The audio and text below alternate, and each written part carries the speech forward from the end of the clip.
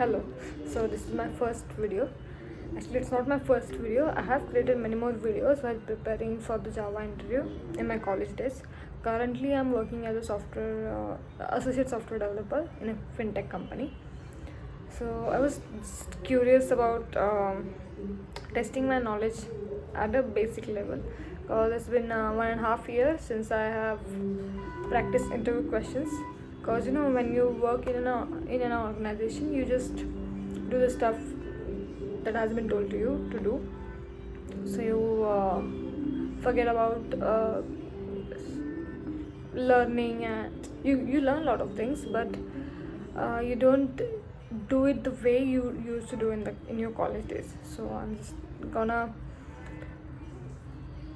record myself like I used to record in my college days to prepare for interview. So what I used to do was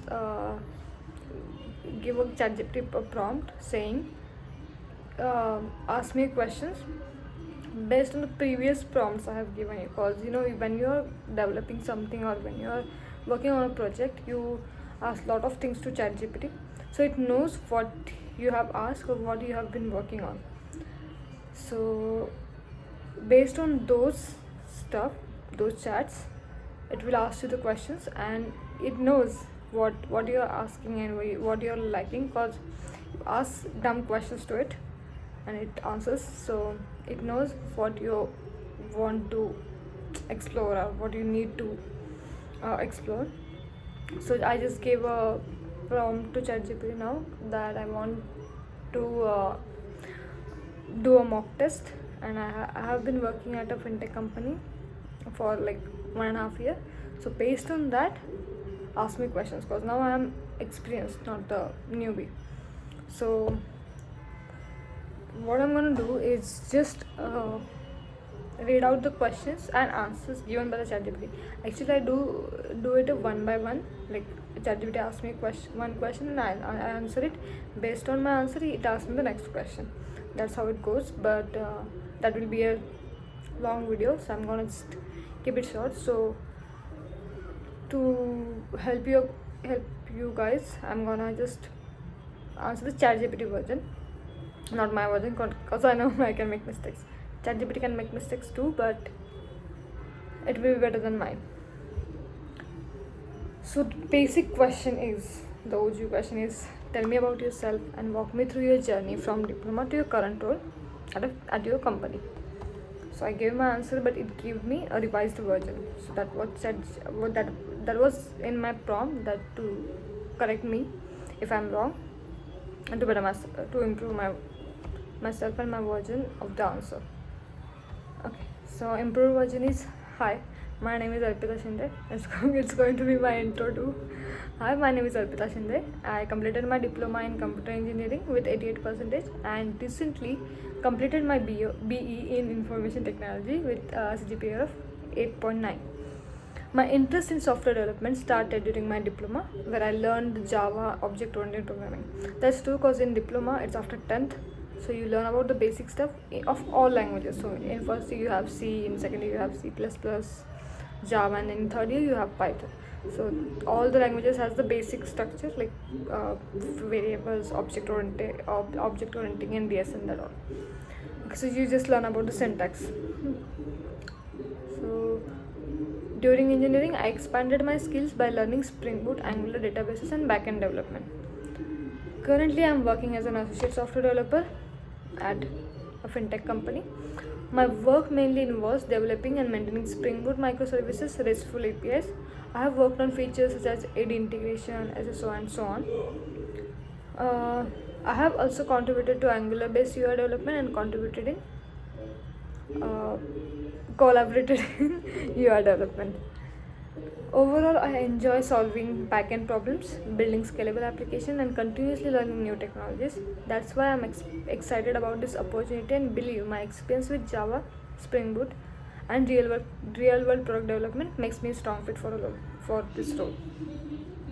So this is the flow. You first mention about your education, and then you go on with your skills, and then with the actual projects or what you have worked on, and then why you are fit to this for this role. Okay, so the next question is, can you explain what REST API is, what HTTP methods you have used, and walk me through one API that you have developed at your organization. So whenever interviewer asks questions like REST API, JWT, you go with the full form of the word.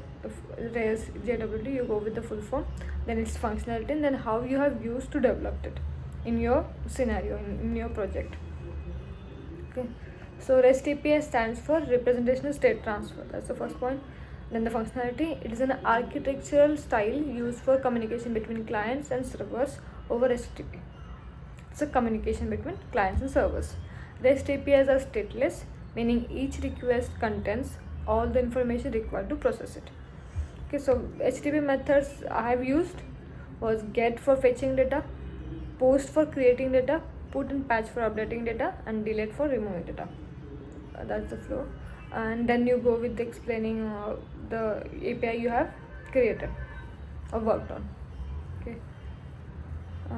So the next question is, what is JWT?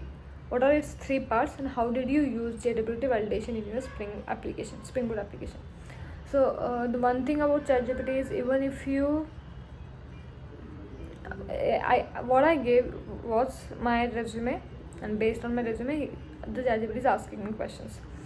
So even if you mention JWT, it will just ask deeper questions like how did you use JWT validation in your Spring Boot application, even though you have not worked on it. But it's better to learn about those stuff, because if you are adding that word into your resume, the chances are you will be asked the deep questions.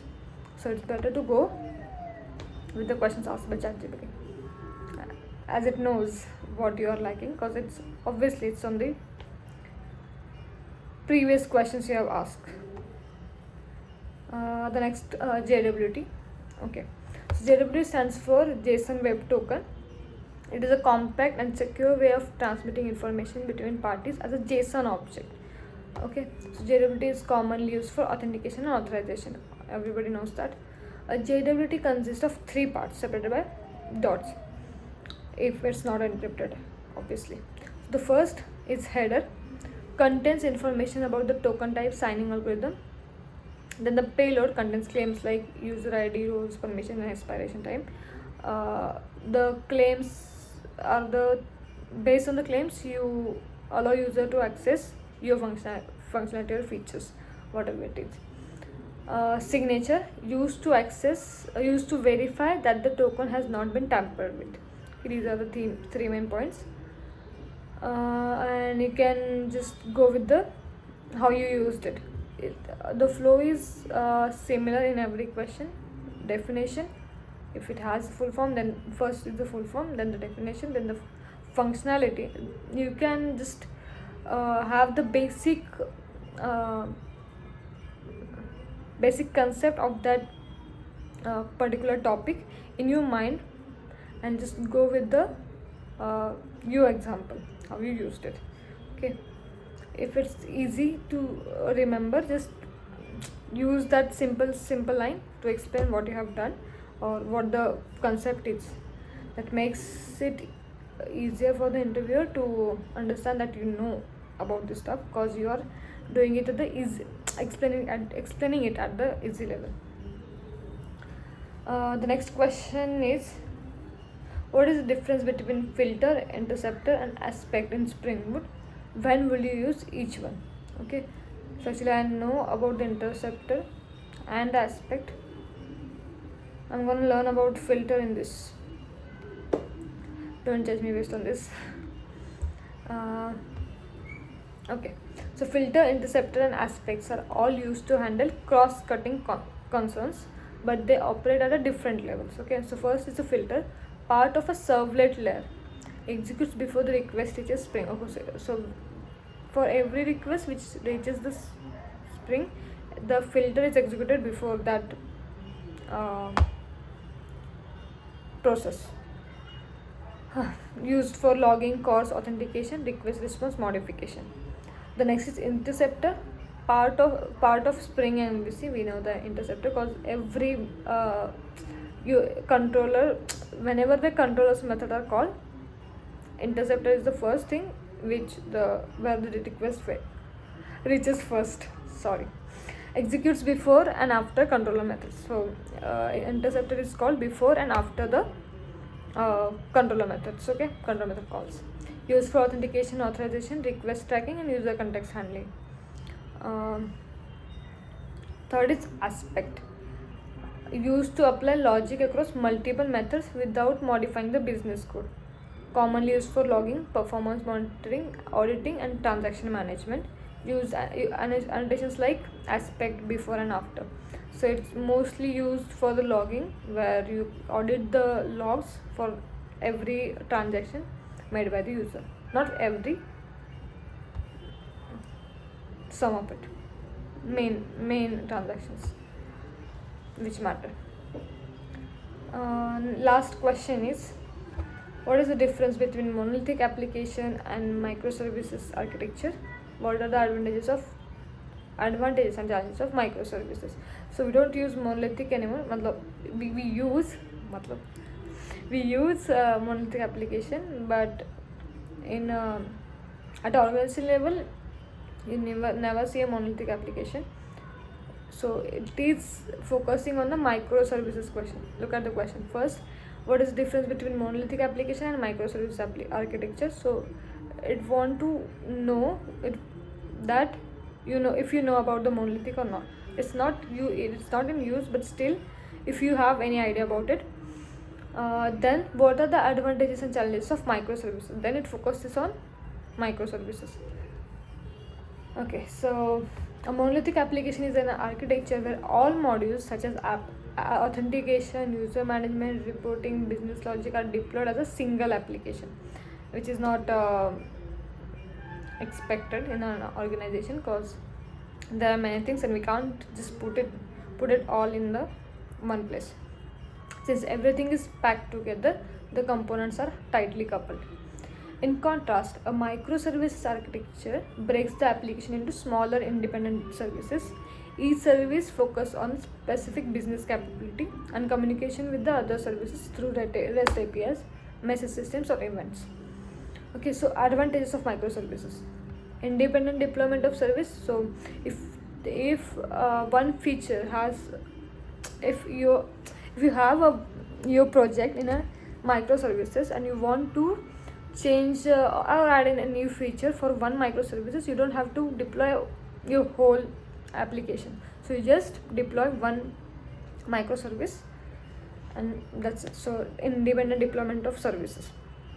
Better scalability, it's in small pieces, so you can scale the small pieces in longer run. Easier maintenance, fault isolation. So even if the one microservices fails, it doesn't affect your whole application. But in a monolithic application, if something fails, the whole application is dead. Next is teams can work independently on different services. Okay, that's the main point of microservices. Multiple people can work on microservices, different services independently. That's the main point, not multiple, independently. Okay, so that's it. I have covered 5 questions. I don't want this video to be a long video, so I'm just gonna stop here and let's अबे जल्दी बोल, कल सुबह पनवेल निकलना है. We can go with the next 5 questions if you like this approach. But this approach helps me a lot, because I feel like I'm talking to someone and I'm explaining things just like we do in interviews. So I'm gonna do it anyways. Thanks for watching. Bye.